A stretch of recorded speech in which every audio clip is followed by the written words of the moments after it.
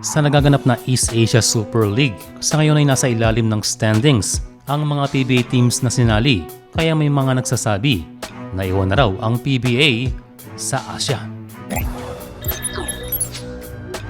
Kung individual ang pag-uusapan, ay hindi naman nagpapahuli ang mga Pilipino pagdating sa husay sa basketball.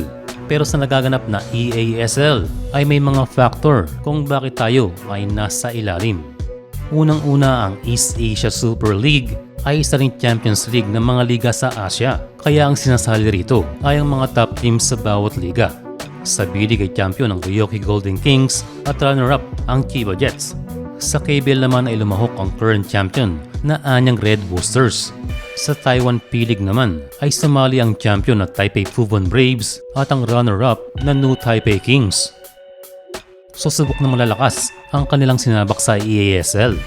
Pagdating naman sa PBA ay hindi natin naisabak ang isa sa best team na Barangay Ginebra San Miguel. Samantala good thing ay sumali ang TNT Tropang Giga. Well, appreciate natin ang Meralco Bolts sa pagtulong sa pag-replace sa Barangay Ginebra. Well, bakit kaya ang 2023 Governors Cup champion na TNT Tropang Giga ay wala pang panalo?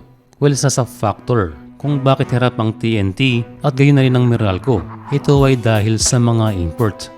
Dahil na rin walang matagal na nakakasamang import ang mga PBA teams, pagsabak natin sa ESL ay hindi pa ganong kaganda ang chemistry. Ibang-iba ang PBA dahil ito ay may usual na 3 conference format, kaya malimit mapalit ng import.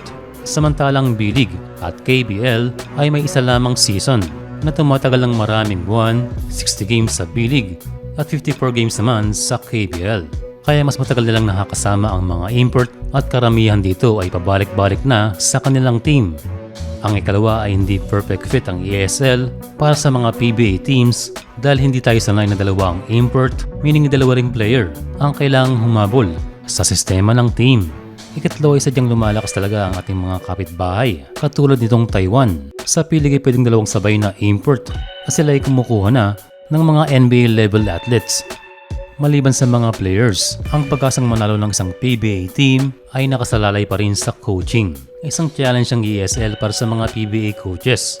Doon ay kanilang makikita ang iba't ibang taktika sa bawat liga.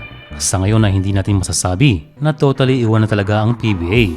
Kaya naman natin mag-compete basta maibibigay natin ang mga best teams at bigyan ng priority at focus ang paglalaro sa ESL. For now ay hopefully makapanalo na ang ating mga representative na teams na TNT Tropang Giga at Meralco Bolts.